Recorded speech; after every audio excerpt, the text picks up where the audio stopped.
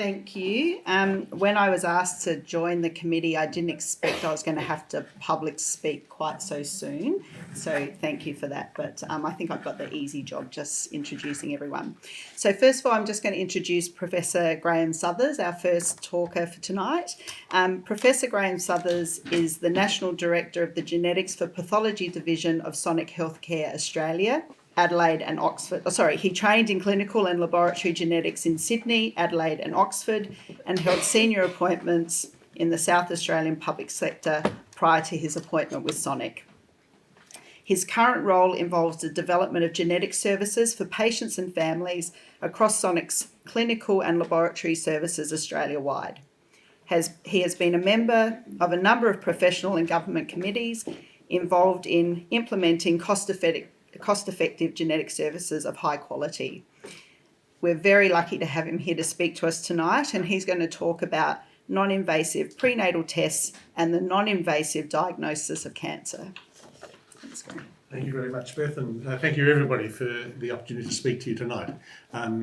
I remember Brian Pridmore from my days as a clinical geneticist with SA Health, and I remember him with respect. I was delighted to find that there was a forum named in his honour. He was someone who thought carefully about his patients. He didn't let bureaucracy get in the way of good care, and I had a lot of time for him. So I'm sorry that he passed prematurely. I was just doing the sums there, working out how old he was, etc., and he died too young. But I remember him with respect. Look, I just need to make some disclosures. I'm an employee of Sonic Healthcare. We do provide an NIPT test throughout our Australian laboratories. So I want to give you a starting point. This was a result that came up late last year. It was an NIPT report. It's a high-risk result. And from this particular patient, the result was that there was a high risk of trisomy 21, 18 and 13 in the pregnancy, which is a fairly confronting fetal diagnosis. Except that the fetal ultrasound was perfectly normal, which is not what you would expect in the presence of a triple trisomy, and after an amniocentesis, the fetal chromosomes were normal. So it begs the question of what exactly was going on. So let me remind you of the fundamental principles of NIPT, because it'll become very relevant when we think about the non-invasive diagnosis of cancer.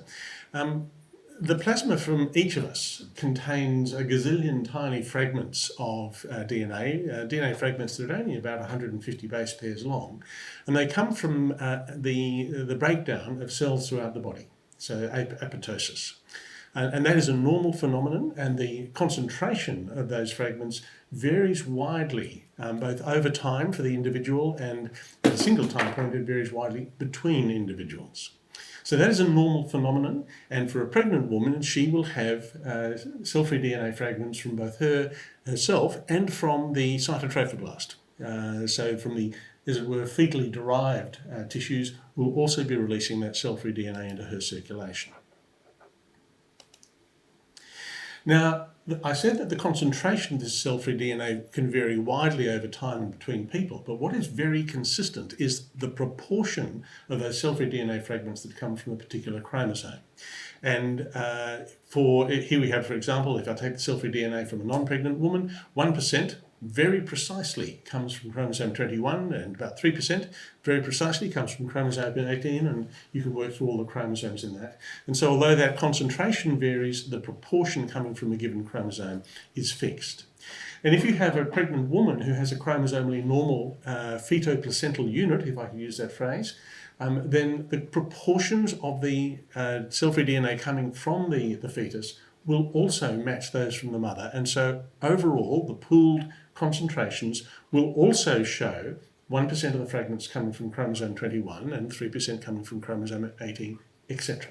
So there's no way that we could tell the difference between a pregnant woman and a non-pregnant woman in that situation. But as soon as we introduce a fetus with trisomy 21, that is going to disturb the proportions of those fragments, and it means that there will be a tiny increase in the proportion of fragments from chromosome 21 if we were to analyse that woman's plasma. And it's that increase in proportion that is the signal that all forms of NIPT look for. And of course, if you only have a small amount of fetal DNA, if there's a low fetal fraction in the maternal circulation, as I have over here on the right, it might be too low to detect with your test. So there's a principle here that the fetal fraction of this cell-free DNA limits the threshold of detection. So those are the fundamental principles of NIPT, and they really are the bedrock for all tests of by NIPT, irrespective of method and provider. But let's now come to the situation where we have a pregnant woman who's both pregnant and has another rapidly growing tumour, which is indeed a malignant tumour. And this is also releasing cell-free DNA into her circulation. And in this situation, the same principles apply. That if there is a sufficiently high amount of tumour DNA in the circulation, and if that tumour DNA comes from tumour cells that have abnormal numbers of chromosomes, you can distort those fractions or those proportions again, and you will get that signal cropping up in your NIPT. And of course, this will depend on whether there is sufficient tumour DNA in the maternal plasma for you to detect that signal. So they're exactly the same messages as we have when thinking about testing for fetal aneuploidy. So if we were to ask, well, what are the characteristics of a cancer that would allow me to detect this by an NIPT? There are at least three intersecting things. And the first is the type of mutations that occur in cancer.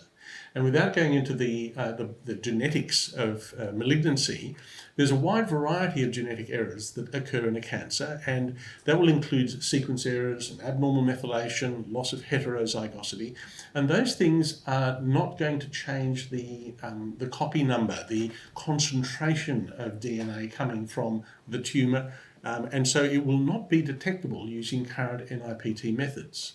But if we have an abnormal number of chromosomes, or if we have major deletions or duplications, that does represent a change in the overall amount or the relative amount of chromosome material coming from the tumour, and that is potentially detectable.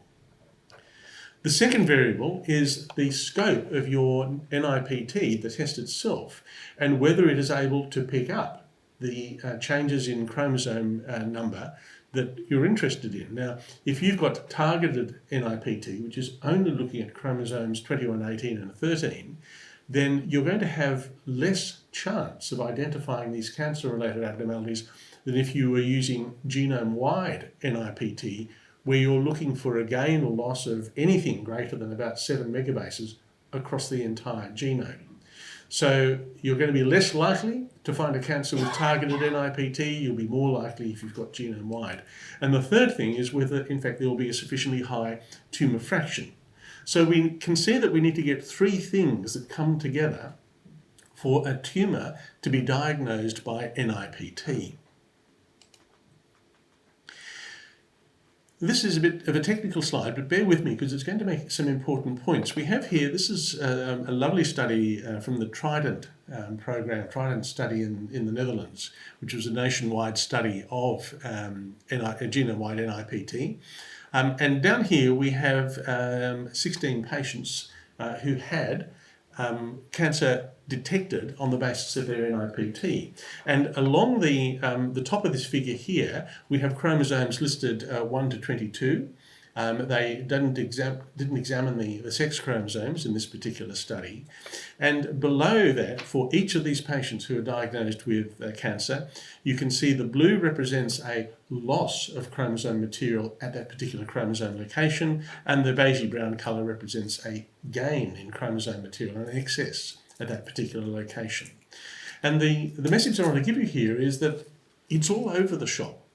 There is no one particular profile of gains or losses on a particular chromosome that represents a very clear, unique signal, other than the fact that it's all over the shop. So it's really the all over the shopishness of this signal is the clue that there is something going on that is not fetal in origin.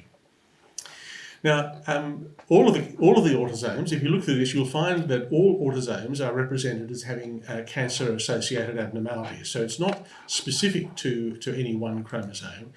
If you were to limit your analysis and only look at chromosomes 13, 18 and 21, which I've highlighted in red here, you can see that you would be missing out on a lot of the variation that is present on the other chromosomes. And this explains why a targeted NIPT is going to detect fewer instances of maternal cancer than a genome-wide NIPT.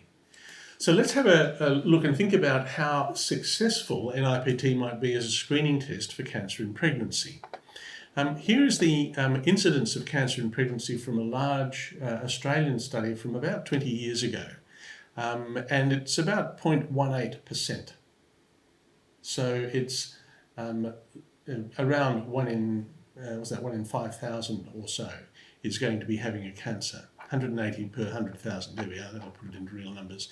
And if we look here, this is the incidence of cancer diagnosed by NIPT, and you'll see that it's very much lower. If you're using targeted NIPT, you're picking up about 4 pregnancies, 4 cancers per 100,000 women examined, and that actually comes from 2 studies, looking at a paper published by Bianchi back in about 2015, 2016, and then also this more recent paper from the Trident study.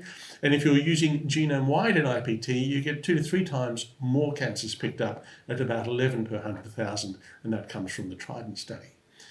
So whatever you say about NIPT, it is not a very effective screening tool for cancer in pregnancy. It really drives home the point. Please do not use this as a screening tool. It's not designed to be a screening tool.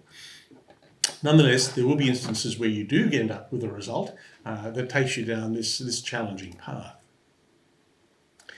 So that's the summary there, that targeted NIPT detects only about 1 in 15 of the anticipated cancers that would occur, and genome-wide will pick up 1 in 50 of the expected cancers. I think I might have those numbers around the wrong way, but be that as it may. If we look at the spectrum of cancers, this figure is taken from that population-based study from a number of years ago, looking at the distribution of different types of cancers in these pregnant women. And you see quite a large representation of melanoma, which reflects that this is an Australian study. That would be unusual in a study from the Northern Hemisphere. And what I can add in here, if I can get my mouse down there, is the red bars show the distribution of cancers detected by NIPT from 3 data sources: an Australian study coming out of the Peter Mac in Victoria, the Dutch Trident study, and Bianchi's US data. Now, we are mixing populations very much at this point, so I don't want to place too much emphasis on the difference in spectrum, but I simply want to note that it is a different spectrum, and the lymphoma group, hematological cancers in general, are overrepresented here. And that is not surprising, given the proximity of those sorts of cancers to the sample we're using for this analysis. So who should be evaluated? And this is, challenging stuff. How do you manage the woman who does turn up a funny result where the fetal chromosomes are normal? When should you be thinking about going down the path of investigation? So the best data comes from the Trident study out of the Netherlands, but it is also still quite limited. So any figures that I have here, please, you need to add a tablespoon of salt. The Trident study reported that if you have a fetus with multiple, which appears to have, I should say, an NIPT result which reports multiple abnormalities, then that is often not going to be coming from the fetus. It may come from the placenta, maybe about 1/3 of the cases there will be some other explanation, but up to 2/3 of those women do have an underlying malignancy, and we're looking at a false positive on NIPT, but a true positive in terms of the cancer.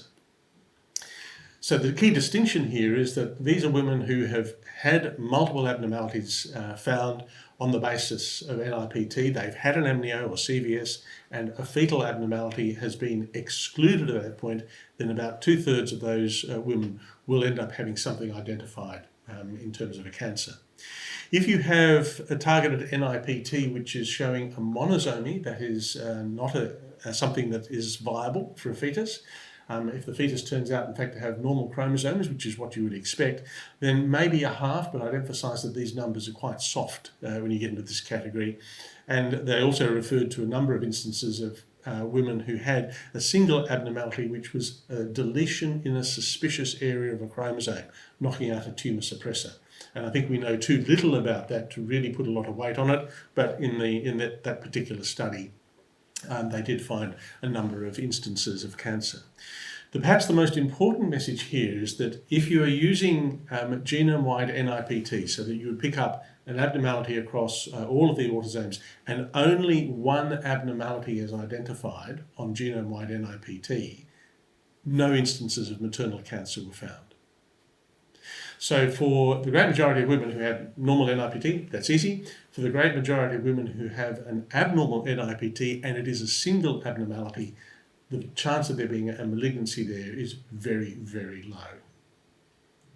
As in medicine, we never say always and we never say never, but you can see where I'm heading with that. So the question arises, well, if I've got a woman who has multiple abnormalities on NIPT and the fetal chromosomes are normal, what do I do from here? Recognising that there is a proportion of these women who will turn out to have nothing that you can find. And it can be very confronting, as you would understand, for a woman who's enjoying her pregnancy, hopefully, to be confronted with a potential diagnosis of a malignancy at the very point that she least expects it.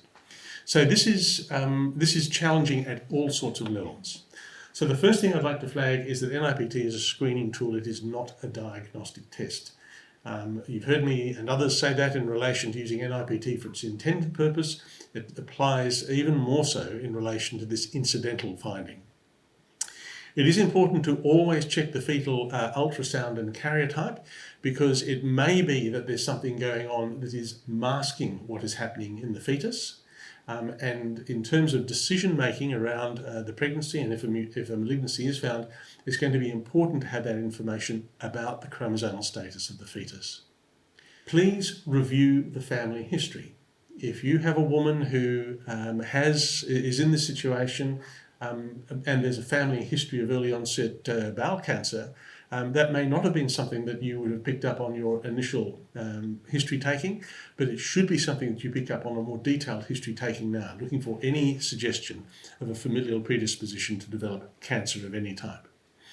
It's also imperative to examine the patient. It was very revealing from the Trident study in the Netherlands that 40% or so of the women who had cancer diagnosed as a result of their NIPT, there was clinical evidence of something going on. You couldn't make a clinical diagnosis of a particular cancer, but there were lymph nodes to feel, or a breast lump, or whatever it might have been. So do examine. And next, to seek advice from experienced colleagues and oncologists.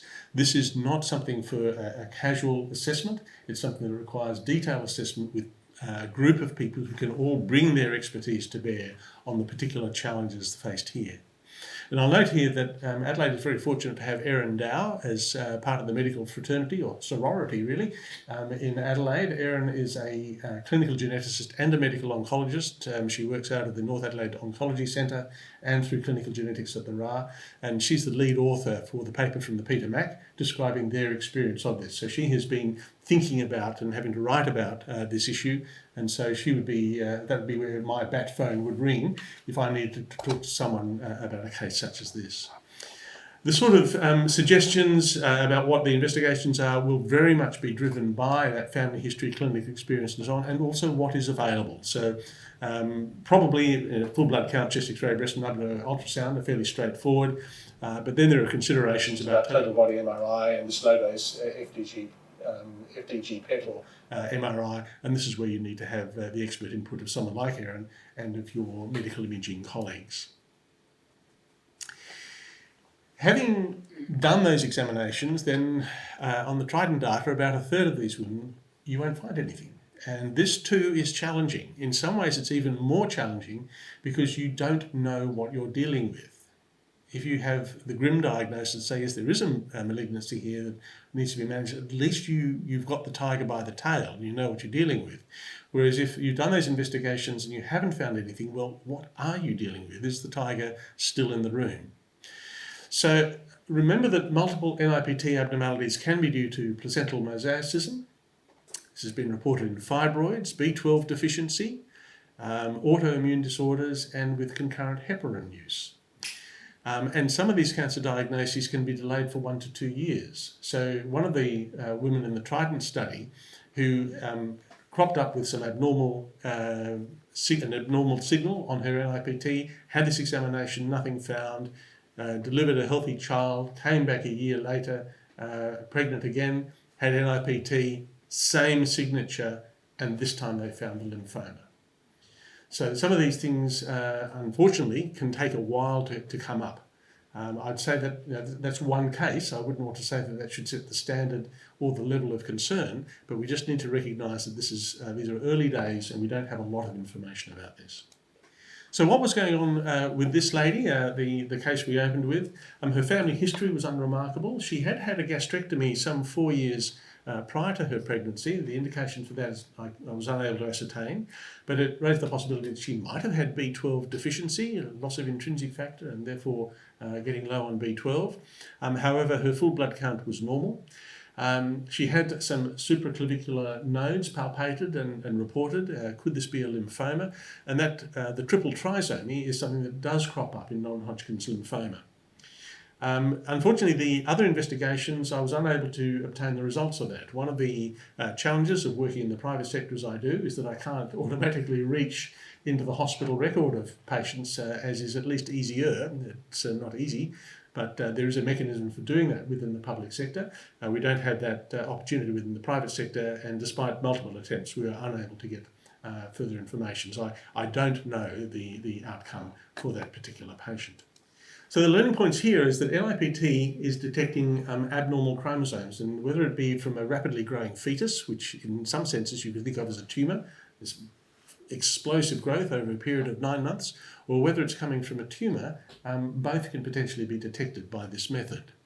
Genome-wide NIPT is going to detect more cancers than targeted NIPT. I'm not saying that's a reason to do it, but it may be something for you to reflect on whether you include that in your pre-test discussion with the patient.